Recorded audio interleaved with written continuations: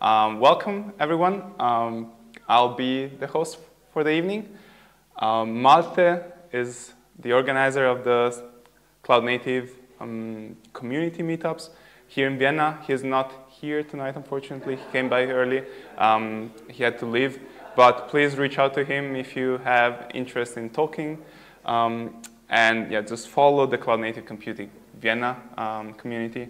They have very nice talks, as the one we'll have tonight. My name is Ricardo. I work here at Square, and I will just give you a quick overview of all the things. Like tonight we have Philip from Glasskube, and he's going to talk about the state of package management on Kubernetes.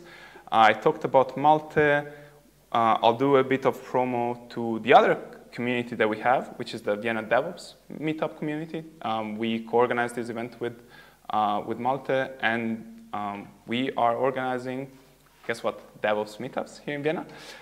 So if you're interested, we just posted the next one. It's going to be hosted by Reve International AG, talking about image signatures. There's a lot of Kubernetes, Flux, Renovate, automation, and it's going to be very interesting. I'm really looking forward to that one. What else? Square, I'm doing short round of marketing. Square, where you are today, we are a technology consultancy company. We go into other companies to help them build their products or to help them modernize their processes and products. And I myself am part of the cloud and platform engineering team here at Square. So we also do a lot of cloud and platform engineering and a lot of CNCF/Kubernetes. So what's next? I have a few extra slides. So we have this next meetup. We'll have another one hosted here in June for AWS. If you're interested, we have more slides just to quickly finish. We have a collaboration with this conference called C3. C3 Fest is in Amsterdam. You get a 10% discount. I'll send out an email afterwards, but just know we do cool stuff. If you have conferences or things you want to promote, just let us know. We are very happy to promote other people talking about code and cool technologies. We also organize yet another conference here in Vienna. The other one is in Amsterdam. This one is here in Vienna. So you can participate in a raffle to win a ticket. And you also have, we have a huge list of speakers. So check the website out. And you also get a discount code. So that's it. Go check out the Vienna DevOps community meetup. Go check out the Cloud Native Vienna meetup community. And if you subscribe here, you will get a notification with all these discount codes and everything. Cool. That was all the marketing I will do tonight. Let's talk Kubernetes and Glasskube. Welcome, Philip, wherever you are. And I hope you will have a fantastic evening. Thanks, Ricardo, for the introduction. Awesome to, thanks for organizing the meetup, and also awesome to have me. So, a little bit about myself, for everyone who does not know me. My name is Philip Beglinzi. I'm one of the co-founders of Glasskube. I'm based in Vienna. I'm from Vienna originally. Started at the Vienna University of Technology. After that, I've been CTO for a software alerting company, where I built up the alerting system for firefighting organizations in Austria. Mainly not in Vienna, because in Vienna there is like a firefighting system where there's like all professionals, but in all other parts of Austria and some parts of Germany. We actually started Glasskube 2 years ago. We initially built a platform on top of Exascale to manage open source products, but during our journey we talked to more and more DevOps engineers, and we actually now settled up on doing something quite different, which I will elaborate in the future. But everything you see, it's not just me, it's actually our team. One of our team members, Christoph, is actually already here in the background. So if you have any super technical questions, Christoph is also happy to help out. So this is us, my co-founder Louis, Christoph, Jakob, and me. And last week we actually hired Jake in a DevRel position. And we are now 5.5, 6 people working on Glasskube. With a lot of Kubernetes DevOps and open source experience. But it's and we're actually not hiring, so sorry for every other company who says we're hiring, we're actually not hiring. But if you still want to join Glasskube, we have an awesome community with nearly 100 members on Discord talking about Glasskube, contributing to our open source project. I think we have now nearly 30 contributors. And yeah, the community also talks about Glasskube. So if you see Glasskube somewhere around the world, it might not be us, it might be also community. We have talked at India at meetups. It was, I think, a local Grafana meetup from Hansel, one of our most trusted community members, who's also like in every community call every week. We have been at events at South America, and obviously have been speaking at KCT in Austria. But what does Glasskube do, right? And let me go a little bit in the past. The first time, everyone of us maybe deployed the first application on Kubernetes. They thought it's perfect, it's sunshine. They put the application there and everything is good, but the reality kind of haunts them, and it's not putting your application then everything works. It's really a lot of like tools, platforms, and stuff you need to do. And Kelsey Hightower once said, yeah, Kubernetes is a platform to build platforms on top of it. It's not the end game. And I think this summarizes it really, really well. So we all are in the state where we build platforms on top of platforms to empower and enable DevOps engineers to do their stuff. But I think it does not make sense for every platform to start from scratch. There are a lot of building blocks already out there, which every platform engineer or the guy who's building a platform can take and use to build the platform. We don't, as Felix said today in a call, we should not do everything from scratch, right? We should use these building blocks and utilize them best as possible. But yeah, this is the problem, yeah? This kind of building blocks, these shared components, they explode. We already know, everyone knows the cloud native landscape. It's crazily growing, and I think also Dynatrace says in their latest cloud report that they call it auxiliary workloads. They increased like 300% year over year. So we kind of end up in a DevOps sandwich, right? There is Kubernetes at the bottom and your core application on top. And there's all the cloud native tools, packages, how you call them, in the middle. And today, if we talk about package management in Kubernetes, the state of package managed Kubernetes, we focus on how can we get these kind of tools into your Kubernetes cluster and what solution and package managers exist. So the tooling for that, I think everyone it's an interesting question. Who of you already worked with a Kubernetes cluster before? Okay. Who of you applied manifests? Who of you installed Helm charts? Who of you installed Timoni images? Okay, and who of you used Glasskube? Nice. So we're going to take a look at this kind of these package managers and then also dive into the live demo of Glasskube. We all use Customize, right? Customize is the tool where you can patch manifests. So if you have applications that share most of their manifest declaration, Customize, now part of KubeControl, created a way to patch this kind of manifest. So you also always have your base resources, and then you can apply patches.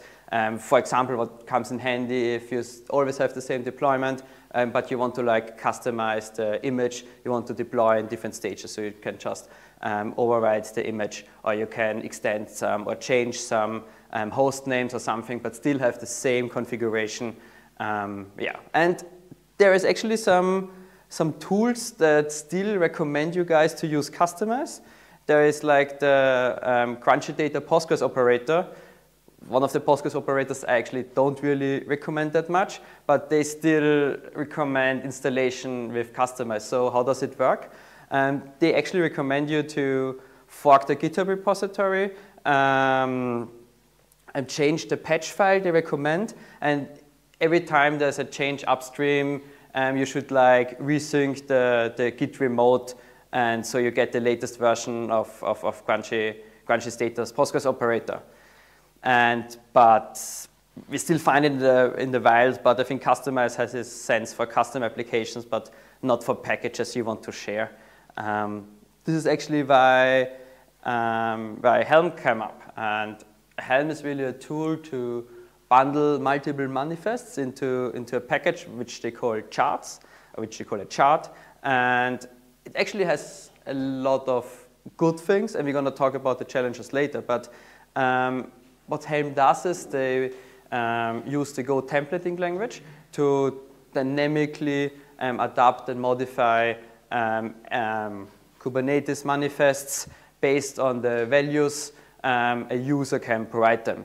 So they have like different directories for custom resources and have built-in variables. They interact with the Kubernetes API. They store different revisions in secrets. And so you can manage releases basically with Helm.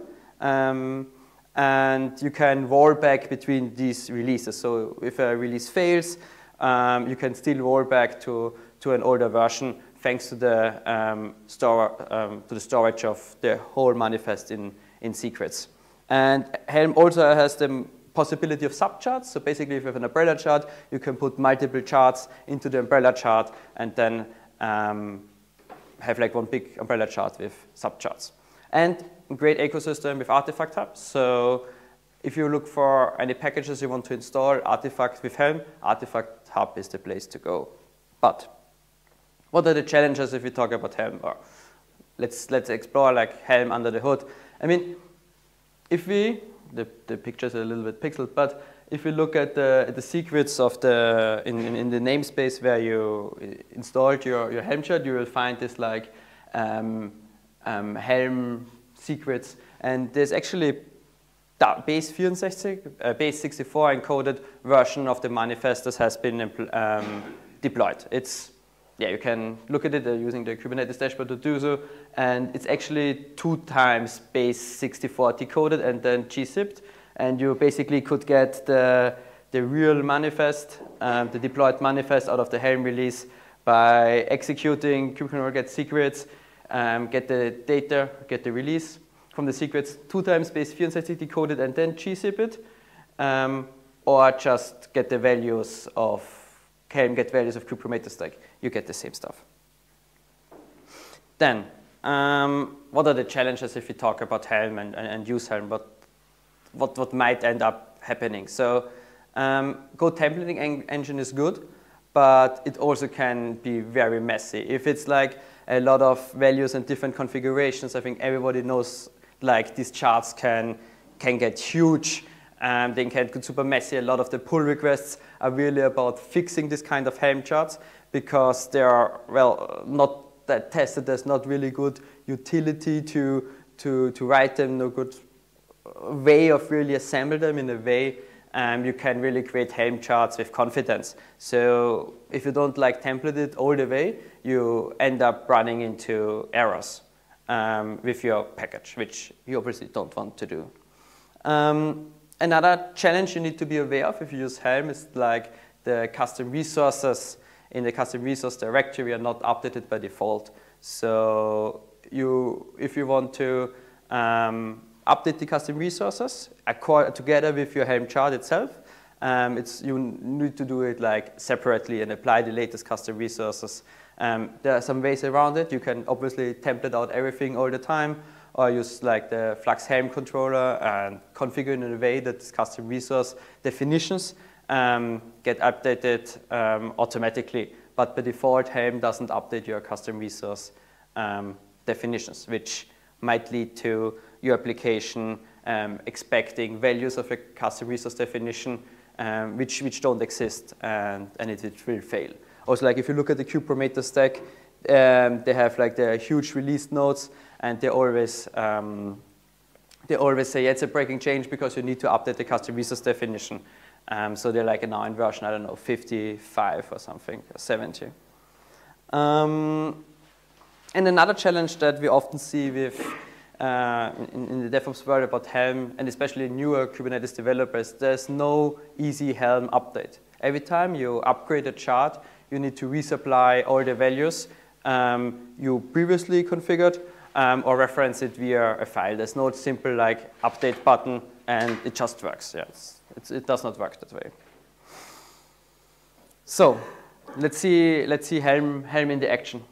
Actually, we can use Helm to deploy applications, but the more serious and the more complicated Helm charts, especially if dependencies get, often the tools recommend not to use Helm. And this is like actually from the GitLab Helm documentation or GitLab documentation regarding the Helm charts, and they actually say, we provide a Helm chart, yes, it's good, but please don't use us in production, because the GitLab Helm chart is actually one of the super big one, messy one. They ship with the Kubernetes, the ship stack, they ship with like everything, like databases in Helm and so on and so on. So Helm doesn't provide you a meaningful way of install GitLab, but still benefit of all the other cloud native packages they want to reference on. You need to kind of say, I just want to have GitLab, and I manually configure and map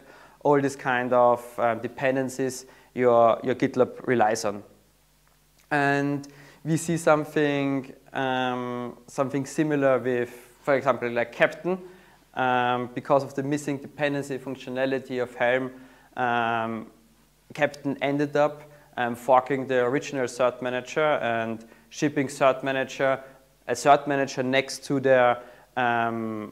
their Captain controller, because they're doing like validation webhooks, admission webhooks, stuff to interact with the Kubernetes API, which enforces them to have a SSL endpoint, because Kubernetes doesn't allow some certain endpoints to be reached via HTTP. So they shipped their own cert manager, because they had the problem if they don't ship cert manager and rely that the cert manager is present in the cluster, it will fail for 50% of the users, because the cert manager custom resource definition can't be found.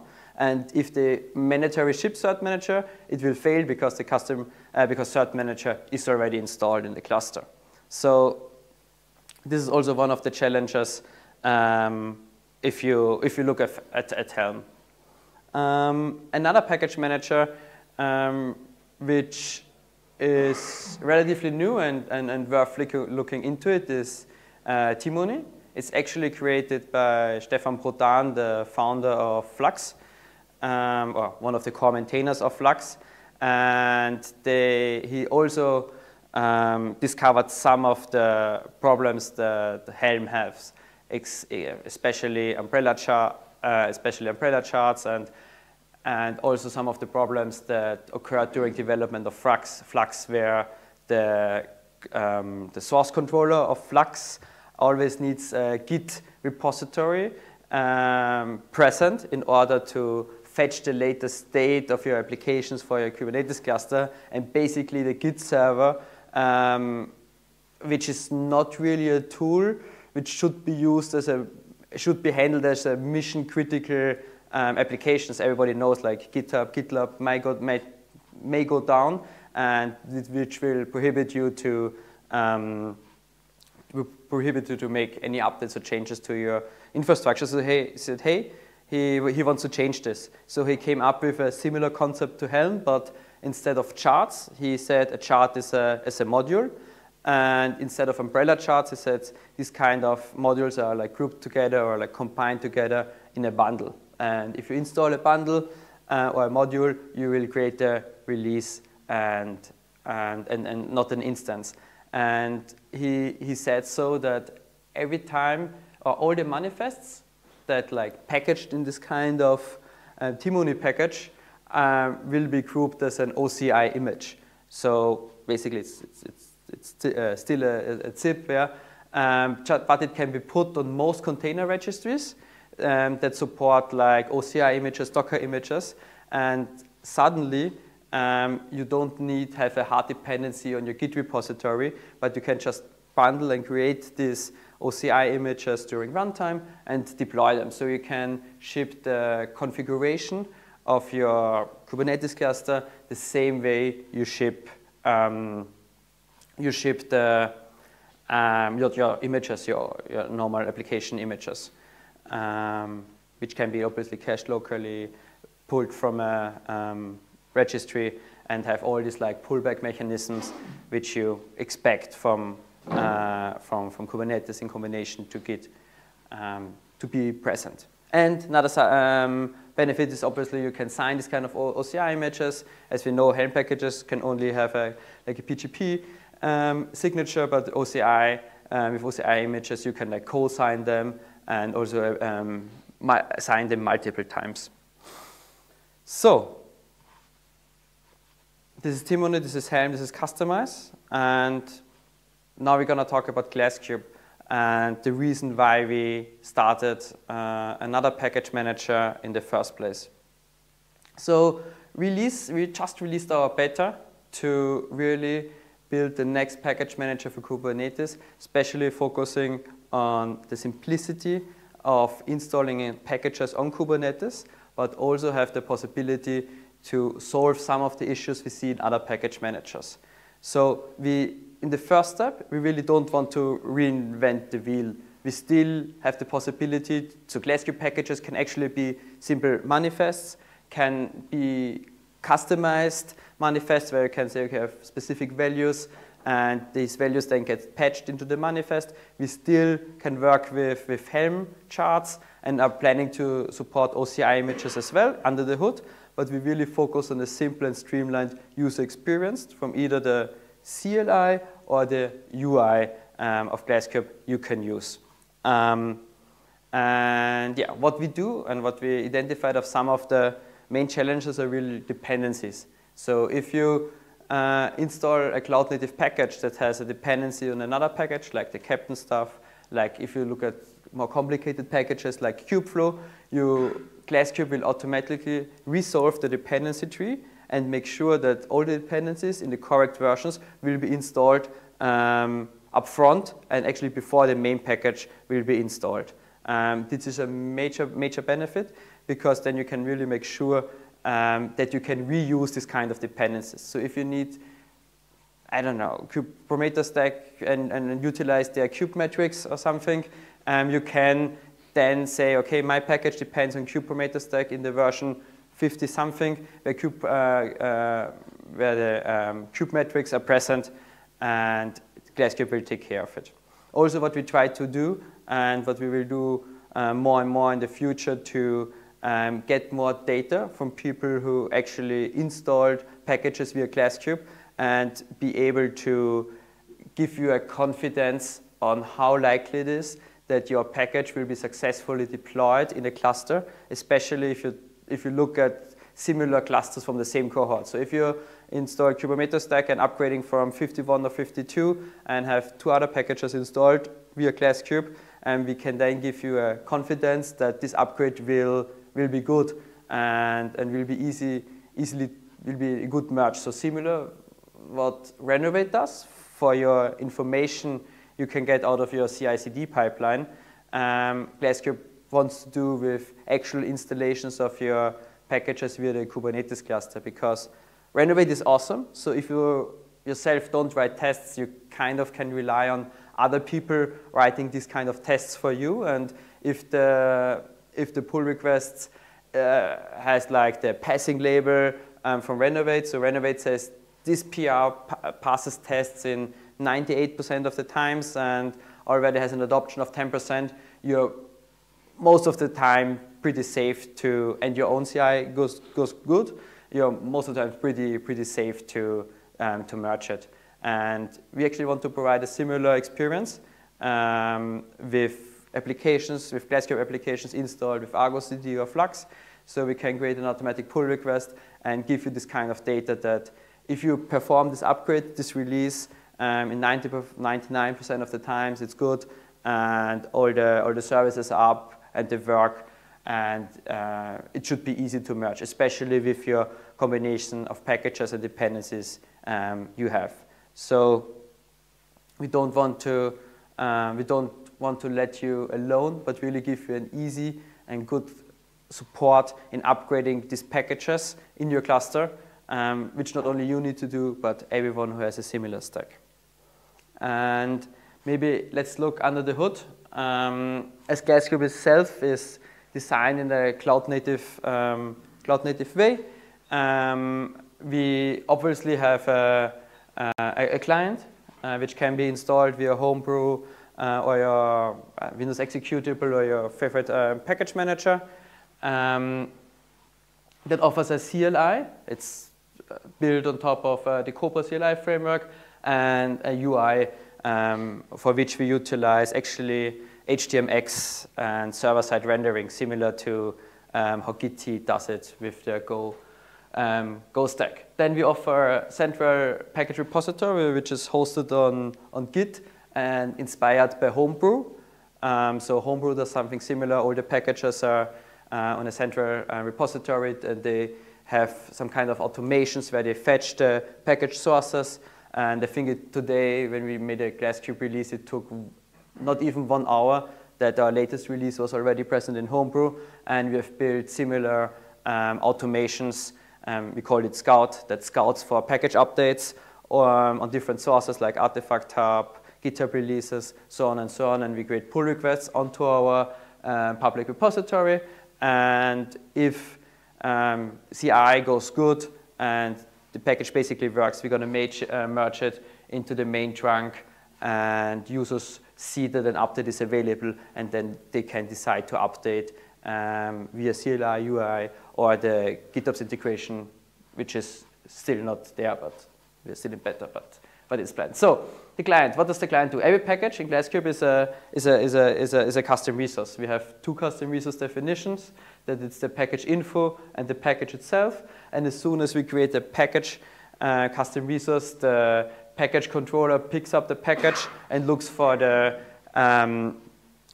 instructions on how this package is assembled or needs to be assembled. So in order to cache this kind of instructions, we introduce the package info. So the first thing, if the package info could not be found locally, we create the package info, and the Glasskube controller, package info controller, then fetches us the latest package manifest from the repository, puts it into the package info, and says, okay, package info is ready. Then the package controller knows, thanks to the reconciliation loop, that the package info is ready, and it can actually deploy the package.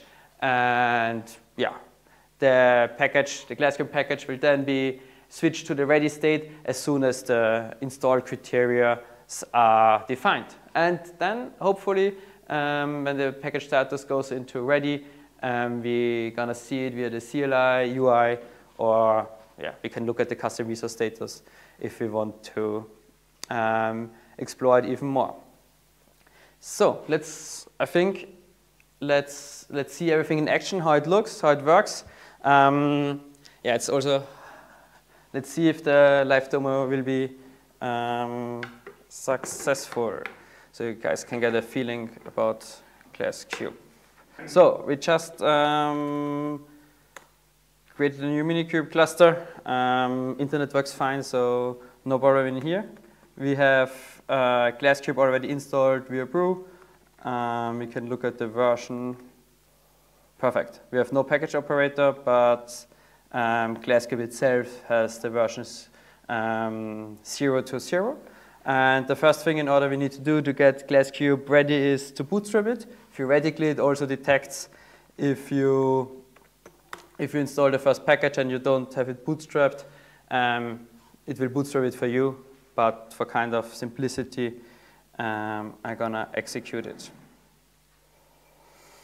It now waits until all the pods are ready and make sure the validation webhook configuration works, because the way how we perform package updates, and especially with package configurations, is that before you perform a package configuration or package update, we're going to check that the actual values you enter are the correct values the kind of package defines. So if you configure a Helm chart and you apply some kind of random values, you can template them out and you apply them, and then you see it does not work. But with Glasskube, we did it in a way that before you change a package configuration, we perform, or Kubernetes performs a validation webhook and make sure that the stuff you entered has the package controller will then check that the package configuration is correct in terms of inputs and everything. Perfect. Glasskube is bootstrapped. Let's see if everything is there. Perfect. Everything is completed. Controller is running. And yeah, so we can now just look at the UI for the first time. And yeah, I don't want to have this. I want to have it here. And we have a simple UI where you can install the packages. And just if you, example, press on Argo CD, you can easily install Argo CD. But I will do this now via the command line. If you want to install Argo CD, you can simply install Argo CD. We don't want to have automatic updates, and we're going to see which version of Argo CD is available. So perfect, Argo CD is going to be installed. I need to Glasskube serve again. It's kind of messy. And we actually also see that if I create a different Glasskube server, you see that all the changes we're going to do in the command line are updated in real time in the UI due to WebSockets and thanks to the power of the Kubernetes API. So once we have Argo CD installed, we can check if it's already, I create a second terminal for this, or let's not do it. I make the Glasskube serve command in the bottom, where you don't see it anyway. So let's see if Argo CD is also ready. Not yet, so we still need a little bit of time. We actually could use cube color. No, we can't. Because we're not watching. Perfect, now everything is running. And we can simply open Argo CD and the Argo CD UI and accept the risk. Perfect. So we're gonna go to the Argo CD context and create the initial admin password. And we invalid username and password. Love it.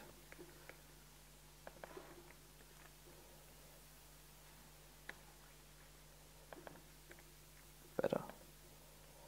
Perfect. So what we're now gonna do is we're gonna try to install an Glasskube package with Argo CD. So we still can see everything that happens inside Glasskube with Argo CD. And in order to install Glasskube packages via GitOps, we would need to create the package custom resource ourselves. So what we did when installing Argo CD via Glasskube created the Argo CD package custom resource, and the controller reconciled it, and we have Argo running. But we now want to install these packages via the GitOps approach, so we're going to directly inject these custom resources. And I've prepared a repository where I put some of the, Argo CD packages. And for example, if you want to install Cert Manager, no, not Cert Manager, we want to install Captain, one of the packages that has a dependency, we would only need to apply this kind of custom resource. We're going to see in Argo CD what happens under the hood. So I'm going to just Argo app create Captain. It's not real GitOps approach, but it will be the same if we create a Captain application. Perfect. It will now, let's sync it. No, I've selected. Nice.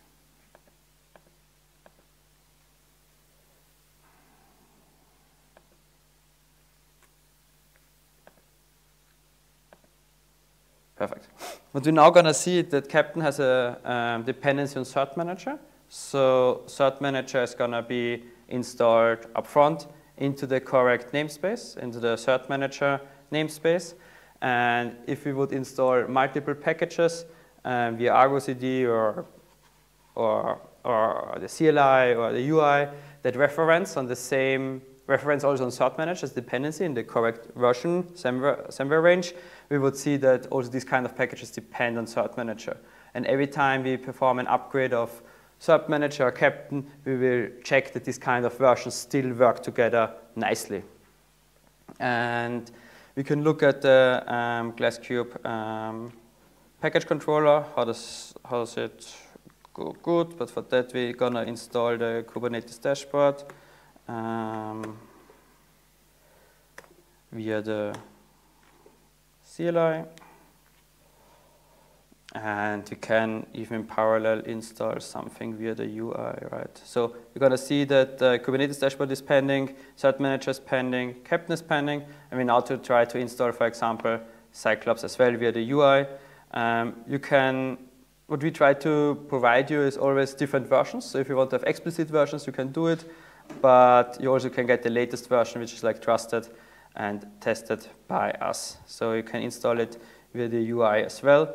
And we have now like multiple packages being installed in parallel. We're going to see cert managers already installed. So if we head over to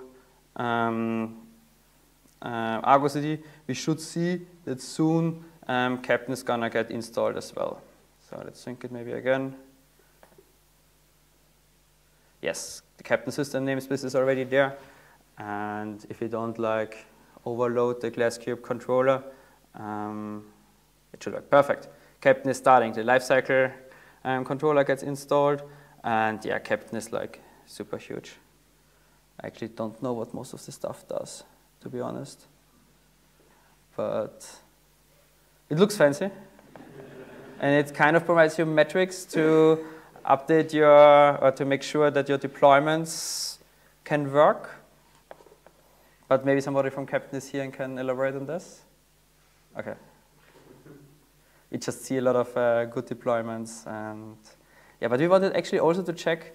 Perfect. Captain is installed. It works. We can obviously utilize the open command of the UI even more. Look at one of the packages like, oh, I hate it. I need to do something for this. We can look at Cyclops, which is another tool from the CNCF landscape that lets you like create bundles for your core application. Super nice guys from Croatia, actually.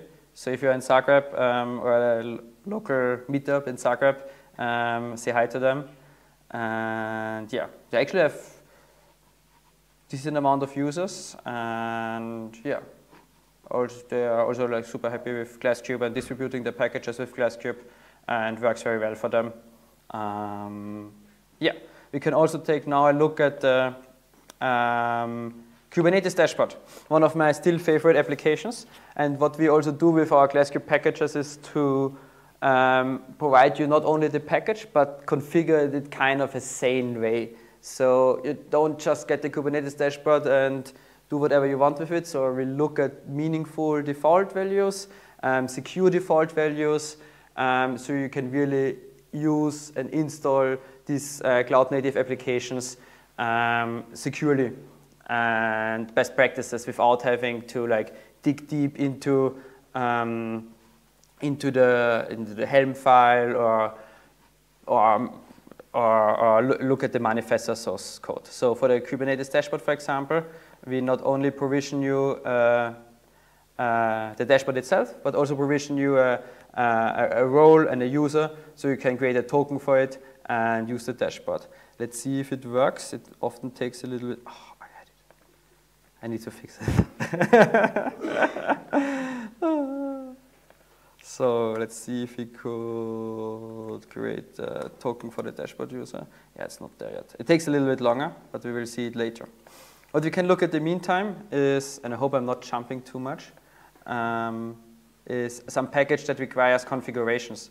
So if you look like KHGPT operator, for example, has a mandatory field of an open API key. And if you install a package that supports configuration or has like configuration configured, you won't be able to install it in a way because the validation or the admission webhook says that it has a constraint which is not fulfilled. If you want to use the KHGPT operator, you need to provide an open API key, and this actually has a pattern And so we can make sure, or package authors can make sure that the users install the packages correctly. And this also works via the CLI.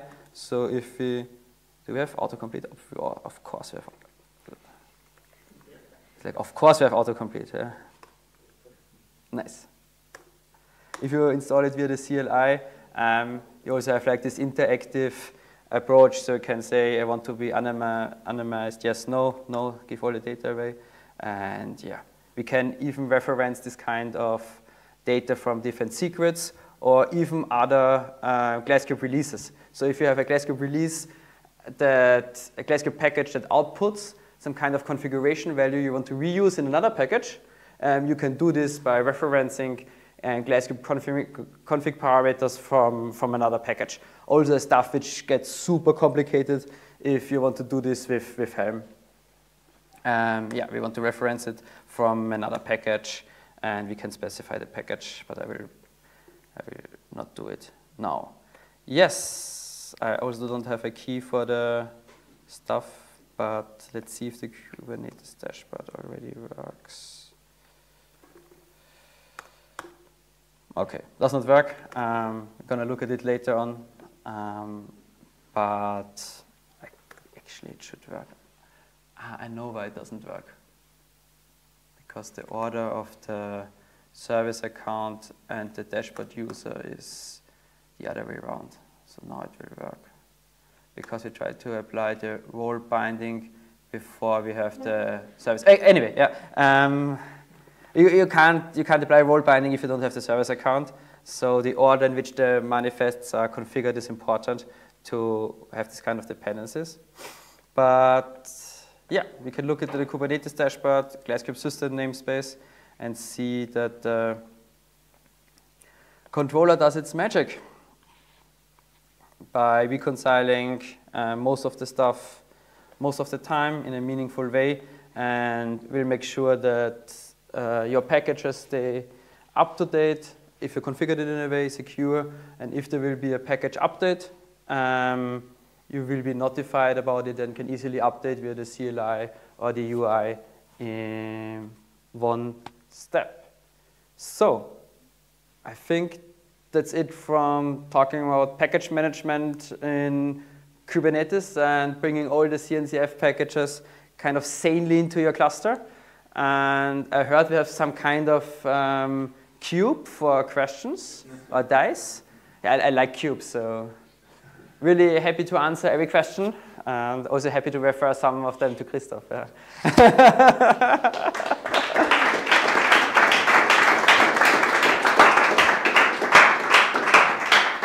So, the cube is working, yes? Who has a question? And who wants to? Perfect. Thanks for the talk. And also I'd like to ask if you have like any packages that are like in a private registry. Because now we saw a lot of like public ones, but I guess also you can be in the case that you need to use some private packages. It's a good point. For example, the use case could be you want to provide a package for your team, and the team kind of needs to configure some kind of values, but you don't want to have this package publicly available. For that, it's not there yet. We don't have any private packages yet, but it will be possible to reference a different repository, upstream repository similar to Homebrew, right? You have the Homebrew core, and then you have all the tabs where you can provide your own tab, and this kind of part of Glasskube will be heavily inspired by Homebrew and their system to have tabs. And we kind of also need authentication then, but yeah, not yet. Okay, thank you. Welcome. Anyone else? Yes. Thank you. Yeah, thanks for the presentation, Philip. I saw that there's also the functionality about auto-update and so available. Mm-hmm. And I'm just thinking when you all, sorry, my voice. When you have everything into GitOps repositories, does Glasskube also push the stuff there to have it in code in GitOps repositories available when you implement auto-updates or so? Exactly. Yeah. The first way how we designed updates is that as soon as there's a new version in our package repository will be immediately applied. Then we said, we don't want to do this. Then we said we want to pin versions, and if somebody has a pinned version, it will stick on this version, have to manually update. And we now did a lot of refactoring regarding updates, where we looked into the dependencies. And if you install a Glasskube packages with CLI or UI, so you kind of implicitly create the custom resources, we will have a different controller that checks our package repository and then update the custom resources. But if you use GitOps, as I showed before, and have this kind of package in here, sadly, and we could update this kind of version, and this is what I said with a renovate-like update bot. So there will be a pull request into your GitHub repository saying that Captain V22 is now available, and we can provide you similar information like renovate regarding the CI/CD information with how many builds are failing, how many builds will succeed, and how widely distributed the latest version is. We can provide you the same stuff in the pull request, but not only with build information, but really with in-cluster information. How many clusters already use this latest version, and for how many clusters this kind of package update succeeded. Hopefully this is a big number. And yeah, but this is planned. This will be similar implemented to renovate, but with the information of our cluster controller and collecting anonymized metrics. Cool, thanks. Yeah, thanks for the talk. How does this relate or compare to the operator concept in Kubernetes? I mean, every operator is a controller somehow, and we use a controller, but you refer to the operator hub.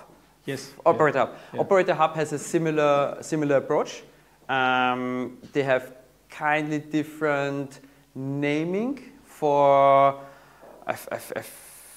I don't have the namings of the operator hub in the back of my head, but it's a similar architecture, but they only support operators itself. Yeah. So you cannot install applications that are not operators, and you also don't have the possibility to like configure them. Dependencies are not really solved in a meaningful way, from my understanding, and yeah. But it's if you're using like OpenShift and on the Red Hat ecosystem and have the operator hub, UI and everything, for sure go with operator lifecycle management and OLM. From my understanding and from my point of view, using OLM in a vanilla Kubernetes approach is kind of an overkill, because you only get operators and you want more packages than that. Thanks. Okay, now I'm afraid. Why? No, thank you for the talk, and yes. I think Glasskube is quite nice to get an initial installation of tools. It's very opinionated, to keep it simple from what I understood. Yeah. And I was wondering, in case you need, for example, Captain, but have some custom configurations that the default package doesn't provide, and we've seen it with Case GPT, for example, having like 3-4 configuration items, which I think is very much manageable. But have you come across the issue of, for example, having a package that needs to be in a way so much configurable that you could just take the Helm chart, because in the end you have like 200 values and need to define them, or can you override package defaults in a way that's easily manageable? It's a good question. We thought about this at long. If, for example, look at the Kubernetes stack, it gets huge. So at the moment, we really are opinionated and pick out this kind of configurations. We want the users to be configurable, but we need to find a solution for either custom configuration override options. But we haven't found a good solution yet. Okay. But it will be tackled someday in the future. What you always could do is like obviously create your own package repository, and I can show you how a package configuration I think it's not yet merged, right? Yes. A package configuration would look like. Can you zoom in a tiny bit? Sure. I want to show view file. What does it do? Yes. So you have like the kind of values definitions, and we say which values, in this kind of a Helm chart, but it could also be like a customization patch, have which kind of type and the default value, and which patch and into which location, which targets it patches. And we will probably create some kind of methodology. If you are creating a platform or so, you could provide custom value definitions with custom patches. But from the beginning, we have a strong opinion on which configuration is secure and which configuration you want to adapt. And hopefully get pull requests on these kind of packages. And hopefully sometime in the future, package authors will bring their own opinion in, and they can take over this. Okay. Yeah. Thank you. Thanks. Do your controllers store any state anywhere, or is it just Kubernetes API calls? Kubernetes API, etcd. Nice. etcd stores all the state. No, but it's super cloud native, like admission webhook, validation webhook. Like, it was also a super nice learning experience for us to really build a controller that is so tightly coupled with Kubernetes without having like a database or cache or anything you don't really want to have in a cloud native application.